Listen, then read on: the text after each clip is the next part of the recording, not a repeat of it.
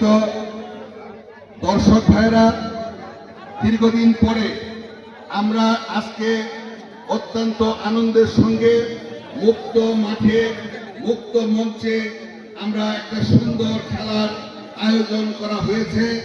এই খেলার আয়োজন করার জন্য আমি প্রথমে ধন্যবাদ জানাই ৪ নং ওয়ার্ডের যুব সমাজকে। আজকে এই শ্রীবর্তী ঝিনাইগাজীতে প্রায় ১৫-১৬ বছর যে সরকার ছিল, সেই শেখ হাসিনা সরকারের সময় এই দেশের থেকে খেলাধুলা এবং বাংলাদেশের সংস্কৃতি প্রায় ধ্বংস হয়ে গিয়েছিল, যার ফলে যুব সমাজ আমরা দেখছি বিভিন্ন অসামাজিক কর্মকাণ্ডে জড়িত হয়ে পড়েছিল। যেহেতু দেশে খেলাধুলা ছিল না, যার ফলে আজকে এই মাদক এবং অনলাইন জুয়া সহ যুব সমাজ প্রায় ধ্বংসের মুখে পড়ছিল।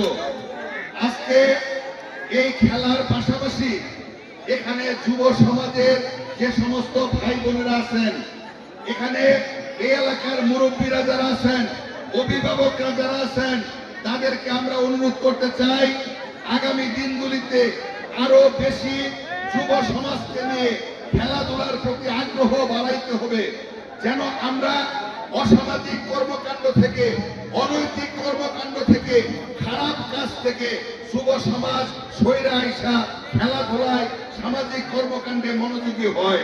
আমি আমার বক্তব্য দীর্ঘায়িত করব না।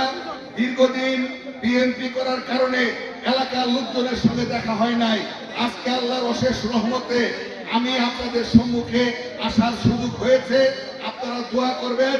আগামীতে সংসদ নির্বাচন ফেব্রুয়ারিতে ধানের শীষ প্রতীক নিয়ে ইনশাল্লাহ আপনাদের কাছে আসবো। আপনাদের দোয়া চাই, সহযোগিতা চাই, আপনাদের ভোট চাই।